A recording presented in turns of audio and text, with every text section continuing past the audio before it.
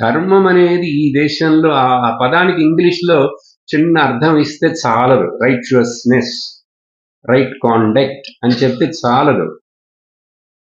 ధర్మం అంటే ఇక్కడ నువ్వు ఇప్పుడు గురువు ముందు సత్సంగంలో కూర్చొనుంటే నువ్వెట్లా కూర్చోవాలి? విద్యార్థి ధర్మం. ఇప్పుడు నేనిక్కడ గురువుగా వ్యాసపీఠం మీద కూర్చొనుంటే నేనెట్లా కూర్చొని మీతో ఎలా మాట్లాడాలి? ఏం చెప్పాలి? చెప్పవలసింది చెప్పాలి. అది నా ధర్మం. చూసారా?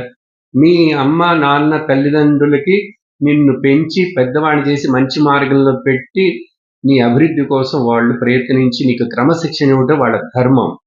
ఆ తరువాత నువ్వు వాళ్ళని చూస్తూ వాళ్ళు పెద్ద వయసొచ్చిన తర్వాత వాళ్ళకి కావాల్సినవి వృద్ధులైన తల్లిదండ్రులను నేను చివరి వరకు చూసుకుంటాననేటువంటిది పుత్రుడి యొక్క ధర్మం.